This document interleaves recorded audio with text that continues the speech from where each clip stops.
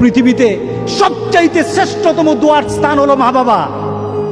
ওই মা বাবা যদি হাত পাতে আরশ পর্যন্ত পৌঁছে যায়, ওই মা বাবা যদি বদদুয়া করে, পৃথিবীর সব তীর সব টার্গেট মিস হতে পারে, কিন্তু মা বাবার বদদুয়া কখনো মিস হয় না, কখনো মিস হয় না। আর সন্তান মা বাবার জন্য যখন দোয়া করে, পৃথিবীর কোনো হুজুর, পৃথিবীর কোনো বুজুর্গ ব্যক্তির দোয়া কবুলের ব্যাপারে সন্দেহ থাকতে পারে, কিন্তু সন্তান যখন মা বাবার জন্য দোয়া করে, এই দোয়া আল্লাহ ফেলে দেয় না। সুবহানাল্লাহ। কারণ মা বাবার এই দোয়াটা শিখিয়ে দিয়েছেন আল্লাহ সুবহানাহু ওয়া তাআলা, রব্বির হামহুমা কামা রব্বায়ানি সগীরা।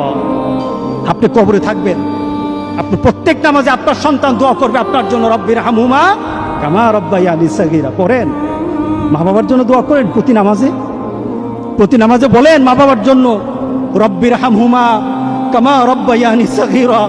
আপনি দোয়া করেন, দেখবেন আপনার দোয়ার কারণে আপনার সন্তান আপনার জন্য দোয়া করছে। আপনাকে আল্লাহ যেন এমন সুযোগ করে দেয়, এমন কুলাঙ্গার সন্তান যেন আমাদের সন্তানগুলো আল্লাহ না বানায়। সবাই বলেন আল্লাহুম্মা আমিন। আপনার দালান, আপনার বাড়ি, আপনার সম্পদ, আপনার ব্যবসা, আপনার পৃথিবীর প্রতিপত্তি যত কিছু আছে, সব আপনি দুনিয়াতে ফেলেই চলে যেতে হবে, কিন্তু সন্তান কিন্তু আপনাকে ছেড়ে দিবে না। সন্তান আপনাকে ছেড়ে দিবে না। ভালো সন্তান রেখে যাবেন, কবরে শুয়ে শুয়ে আপনার সন্তানের দোয়া পাবেন। খারাপ সন্তান রেখে যাবেন, কবরে বিপদ।